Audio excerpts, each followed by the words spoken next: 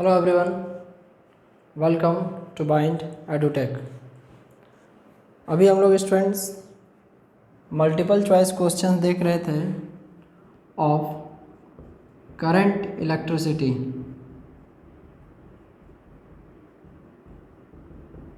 इस lecture series में हम लोगों ने करंट इलेक्ट्रिसिटी से रिलेटेड काफ़ी सारे प्रश्नों को सॉल्व किया है और उसी सीरीज में आगे बढ़ते हुए आज का जो नेक्स्ट सवाल होगा उसमें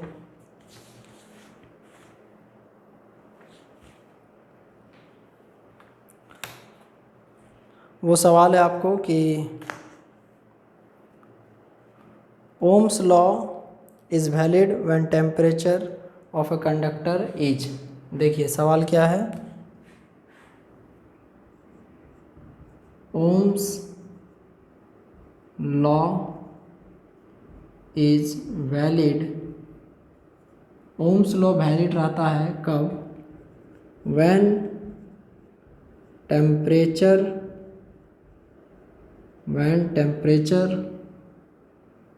of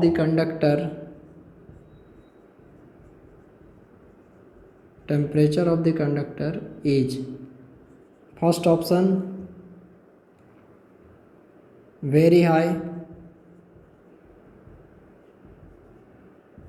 second option constant, third option very low and fourth option varying. देखिए इसका मतलब क्या हुआ कि यदि हम लोग टेम्परेचर का बात करें किसी कंडक्टर का, तो उस कंडक्टर में ओम्स लॉ तभी वैलिड होगा जब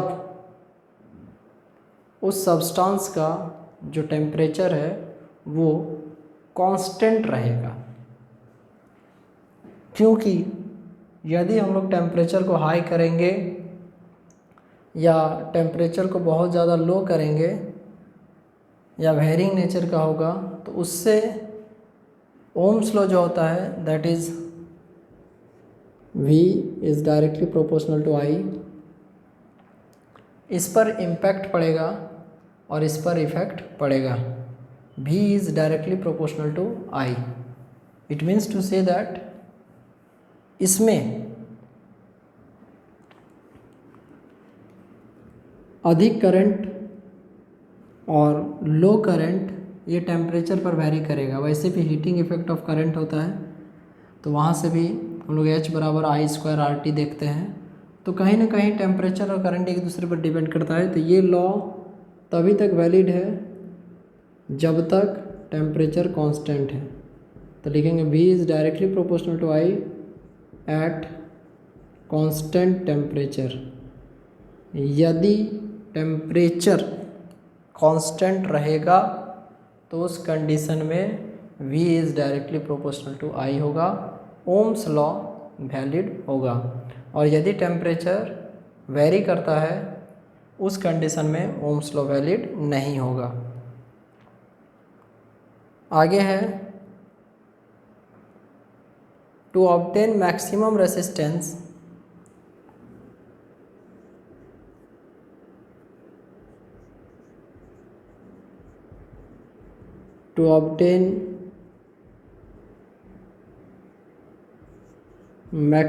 resistance by joining the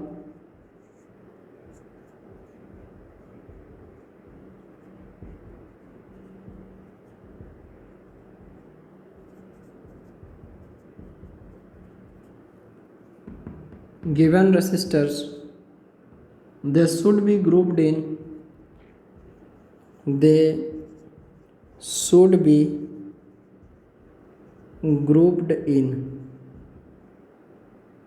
पहला ऑप्शन है सीरीज,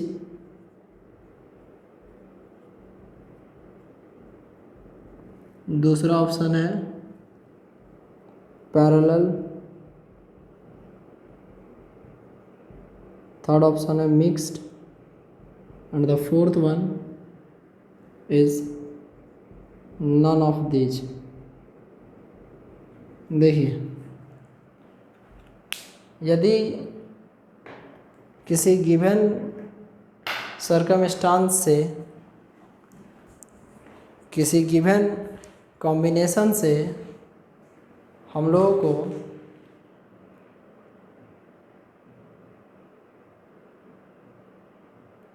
मैक्सिमम रेसिस्टेंस यदि गेन करना है और आपके सामने यदि गिवन ऑप्शंस दिए हुए हैं जैसा कि series, parallel, mixture of series and parallel और नॉन ऑफ दीज, तो इसमें से कुछ बातें जो सीरीज पैरेलल को डिफाइन करेंगे। जैसे देखिए,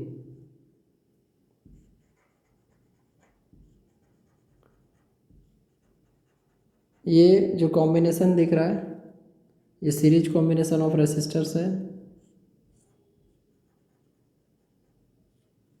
ये जो आपको कॉम्बिनेशन दिख रहा है ये आपको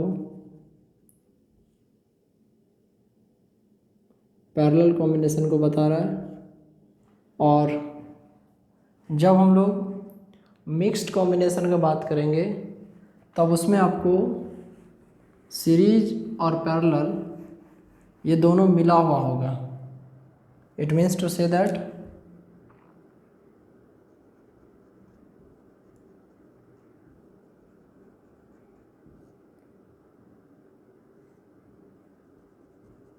ऊपर के जो तीनों हैं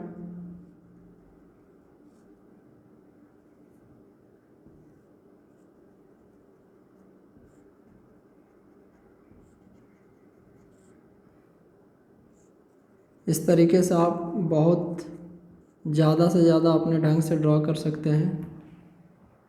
देखिए, ये सीरीज कॉम्बिनेशन है, ये भी सीरीज है, ये भी सीरीज है और उसके नीचे जो है वो भी सीरीज है। तो ऐसी परिस्थिति में जब हम लोग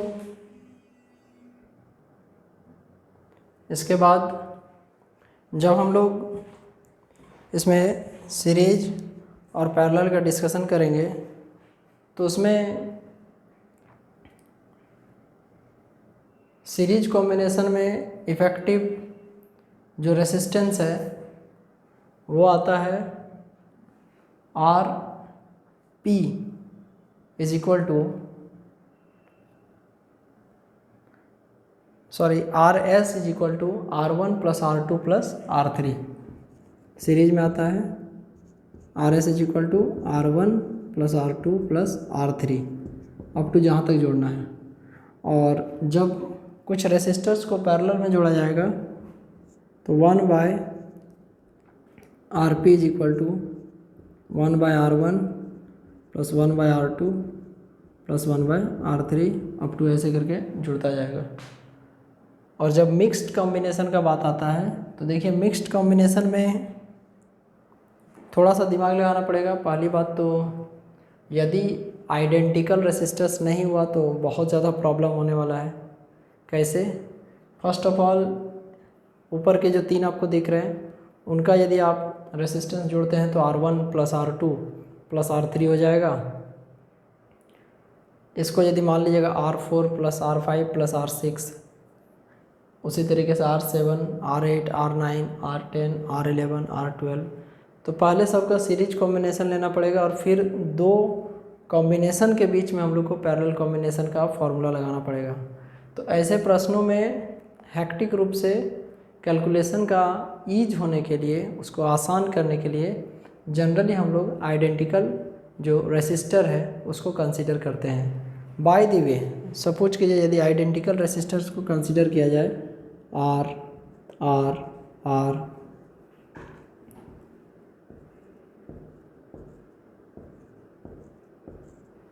इसमें ये तीन जुड़ेंगे पहले, सीरीज में है तो R plus R that's your 3R। This component will also have the equivalent resistance 3R। लेकिन ये दो जितने भी रहें सारे के सारे पैरेलल में रहेंगे। तो इसका यदि इफ़ेक्टिव वैल्यू निकालेंगे तो that's 1 by R effective is equal to 1/3R plus 1/3R plus 1/3R up to n terms. Fourth वाला भी आ जाएगा 1/3R, ये बढ़ता जाएगा। तो यदि आपको एक बात बता दें कि किसी भी सर्किट से मैक्सिमम रेसिस्टेंस को यदि जानना है, ज्ञात करना है, तो उसके लिए उस सर्किट में जो रेसिस्टेंसेस हैं उसको हमेशा सीरीज कॉम्बिनेशन में जोड़ा जाएगा, क्योंकि आप पैरेलल में देख सकते हैं कि जो वैल्यू है वो 1/, के फॉर्म में आ रहा है, तो जस्ट उल्टा हो जा रहा है। सीरीज कॉम्बिनेशन में ध्यान दीजिएगा, सीरीज कॉम्बिनेशन में जो रेसिस्टर्स हैं, सीरीज कॉम्बिनेशन में जो रेसिस्टर्स हैं उनको कंबाइन करने पे, उनको ज्वाइन करने पे उनका जो वैल्यू है वो काफ़ी हद तक इंक्रीज कर जाता है, और पैरेलल कॉम्बिनेशन में वैल्यू घटता है रेसिस्टेंस का। और एक बात और करंट से रिलेटेड, सीरीज में जोड़ने पर इफ़ेक्टिव रेसिस्टेंस बढ़ेगा, और जिसके कारण अमाउंट ऑफ करंट जो कि किसी कंडक्टर से पास होगा उसका वैल्यू घट जाएगा। और उसी तरीके से जब कुछ रेसिस्टर्स को पैरेलल में जोड़ा जाएगा, तो जब कुछ रेसिस्टर्स को पैरेलल में जोड़ा जाएगा तो उस कंडीशन में, जब पैरेलल में जोड़ा जाएगा तो इफ़ेक्टिव जो रेसिस्टेंस है उसका वैल्यू घट जाएगा, और जब रेसिस्टेंस घटेगा तो अमाउंट ऑफ करंट बढ़ेगा। कुछ और बात, सीरीज कॉम्बिनेशन में जो इक्विवेलेंट रेसिस्टेंस होता है, सीरीज कॉम्बिनेशन में जो फाइनल रेसिस्टेंस होता है, वो जितने भी रेसिस्टेंस है उन सभी रेसिस्टेंसों को जब जोड़ कर देखा जाएगा तो फाइनल रेसिस्टेंस सबसे बड़े वाले जो रेसिस्टेंस होता है उससे भी बड़ा होता है, और पैरेलल कॉम्बिनेशन में जो इफ़ेक्टिव रेसिस्टेंस आता है वो जो सबसे छोटा वाला रेसिस्टेंस होता है उसके अमाउंट में उससे भी छोटा होता है। इसको सिर्फ बोलने से अच्छा है कि हम आपको करके दिखा देते हैं। मान लीजिए 3 रेसिस्टेंस को मान लीजिए 1 ओम, 2 ओम और 3 ओम। एज फॉर एग्जांपल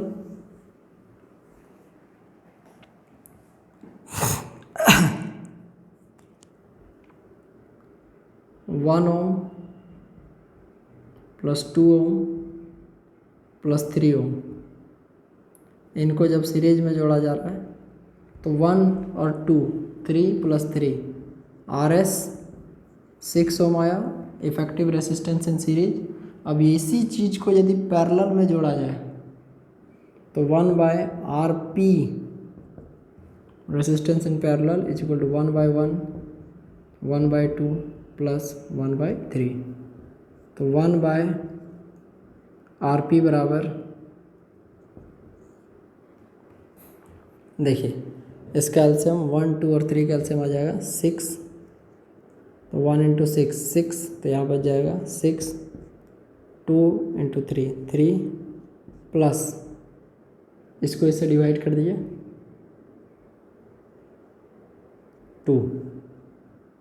अब इसके बाद 1/RP इज इक्वल टू आ गया 11/6। This is not the effective resistance. To find out the effective resistance in such parallel combination, we just have to reverse this equation, because this equation gives the value of 1/RP. We have to concern with the only value of RP, and RP बराबर 6/11 ओम। RP बराबर 6/11 ओम। तो RP बराबर, इसको यदि इससे divide कर देंगे तो देन बहुत ही नॉर्मल लगभग वैल्यू कितना के बराबर आएगा, लगभग 0.5 एंड समथिंग रफली।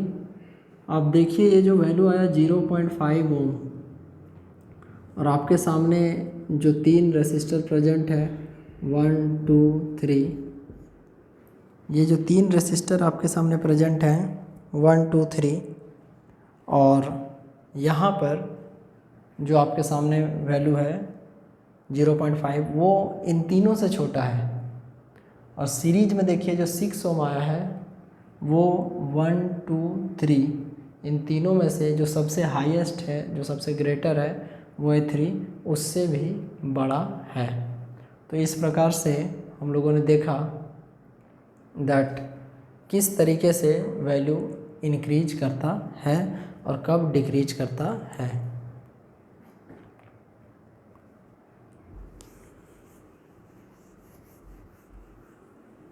नेक्स्ट जो क्वेश्चन है वो भी कुछ इसी प्रकार से है। देखिए सवाल है कि to draw maximum current from a combination of cells, to draw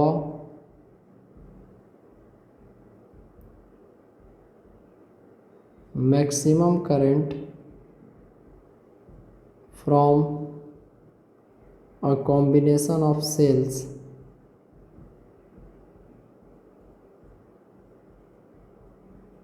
to draw maximum current from a combination of cells, how should the cells be grouped? How should the cells be grouped?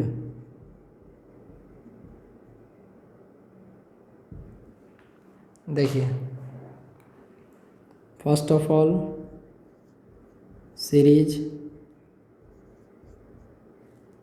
Second one is parallel, third one is mixed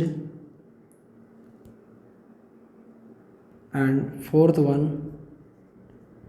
depends upon the relative value of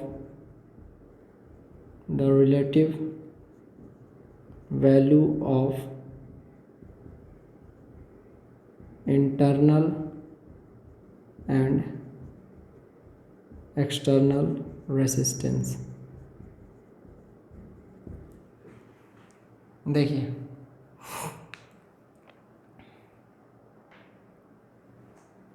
किसी भी जो grouping of sales है वहाँ से यदि total maximum current का value आपको जानना है तो उसके लिए हम लोग क्या कर सकते हैं। तो इसके लिए कुछ भी नहीं है, जो सर्किट आपको दिया हुआ है उसमें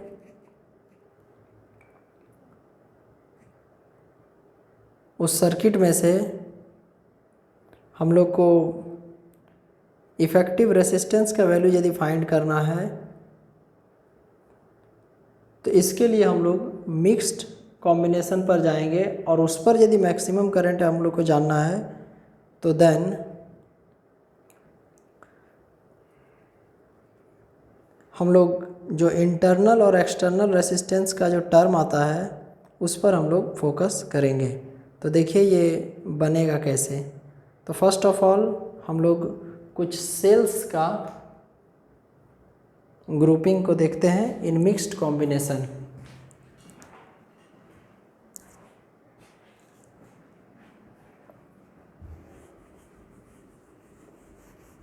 मान लीजिए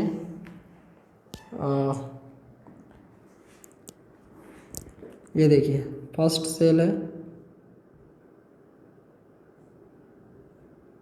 सेकेंड सेल, ऐसे करके ये nth सेल को जोड़ा गया है। उसी तरीके से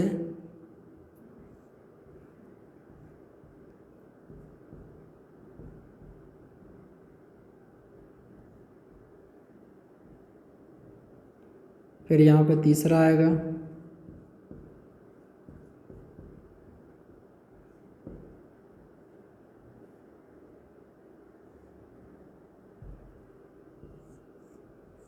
इस तरीके से इसको कहते हैं मिक्स्ड कॉम्बिनेशन। और इस तरीके से हम लोग nth सेल्स को ऑर्डर में अरेंज कर सकते हैं। तो फर्स्ट ऑफ ऑल मान लीजिए इसका EMF है E, इंटरनल रेसिस्टेंस R, इसका EMF E, इसका रेसिस्टेंस R, ये E है, ये R है, ये E है और ये R है।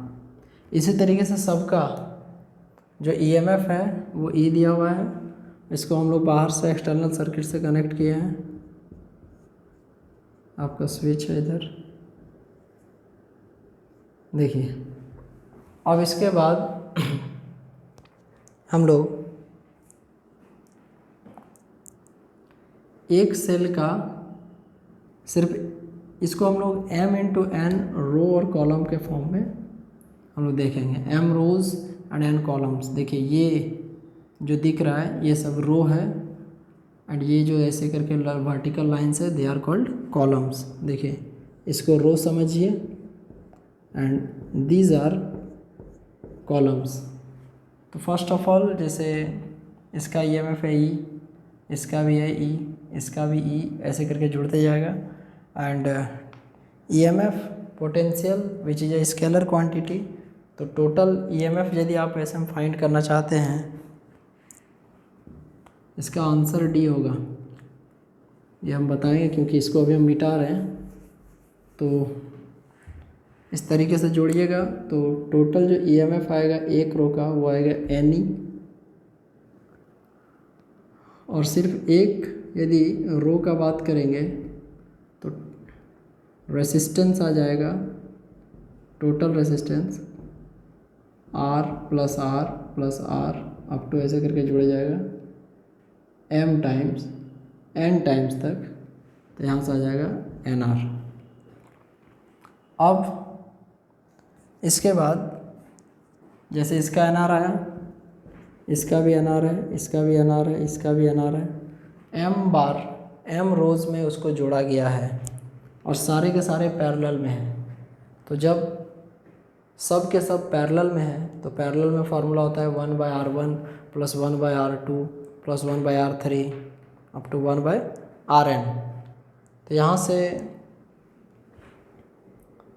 Effective resistance 1/R effective is equal to 1/NR plus 1/NR plus 1/NR up to M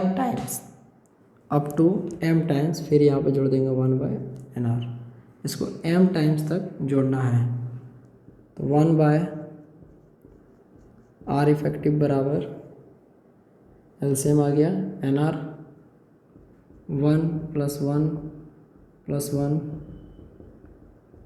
up to M times. तो यहाँ से आपको फार्मूला आ जाएगा 1/R बराबर M/NR। तो सिर्फ R बराबर आ जाएगा NR/M। ये अभी बस इस सिस्टम का इंटरनल रेसिस्टेंस आया है NR/M। अब आपको यदि टोटल रेसिस्टेंस निकालना है तो इस सर्किट का भी तो अपना कुछ रेसिस्टेंस होगा, that is your capital R। तो टोटल रेसिस्टेंस फाइंड करने के लिए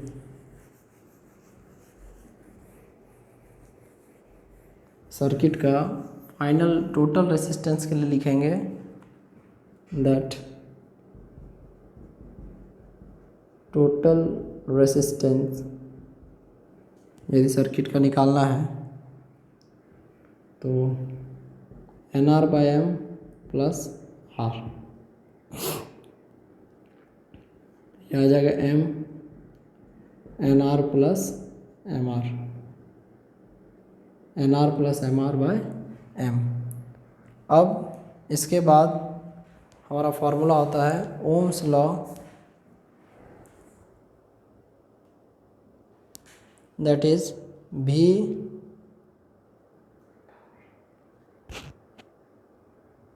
is equal to IR। V is equal to IR। तो देन यहाँ से I is equal to हो जाएगा आपको V/R। I is equal to हो जाएगा V/R, और V/R की जगह आप E/R लिख सकते हैं। E जो है वो इफ़ेक्टिव EMF को बता रहा है और R जो है वो रेसिस्टेंस को बताता है। तो यहाँ से EMF E के जगह आपको हो जाएगा एनी, और जहाँ आर है वहाँ आपको हो जाएगा N R plus M R by M.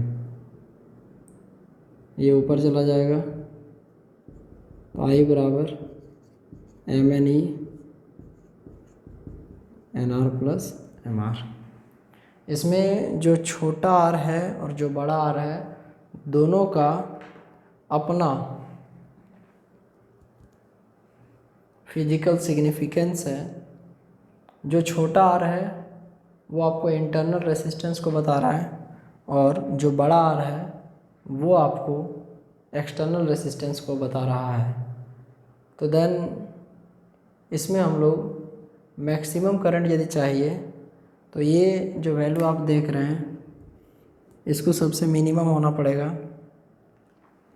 लिखेंगे इफ़ एन आर बराबर एम आर बराबर M by N into R. ये वैल्यू यहाँ पर आ जाने से हम लोग को जब इंटरनल और एक्सटर्नल वैल्यू ऑलमोस्ट इक्वल हो जाएगा तब जो सर्किट है वो मैक्सिमम करंट को प्रोड्यूस करेगा। तो यहाँ पर जो फोर्थ ऑप्शन है depends upon the relative value of internal and external resistance.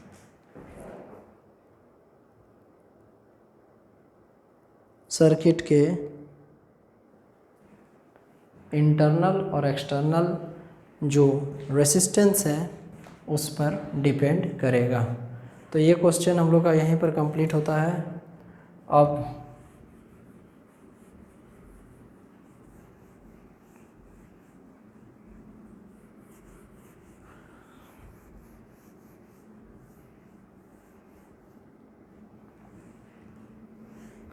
आगे की क्लास में हम लोग कॉन्स्टेंटन वायर का जो फॉर्मेशन होता है उस पर डिस्कशन करेंगे।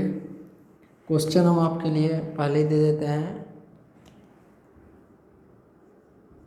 Y do we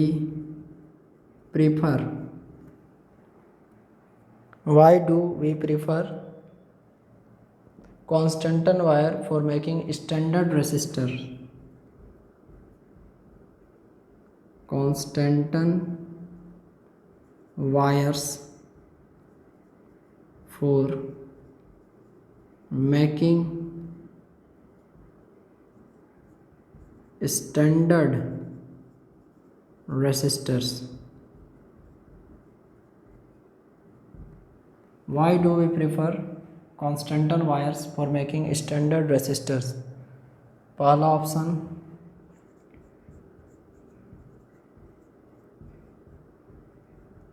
low resistivity.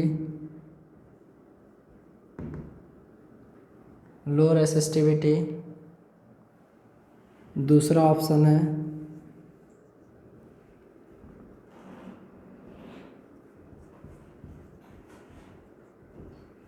High resistivity.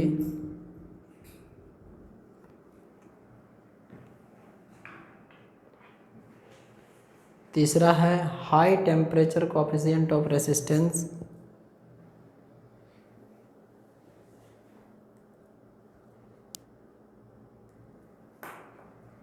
तीसरा है high temperature coefficient of resistance.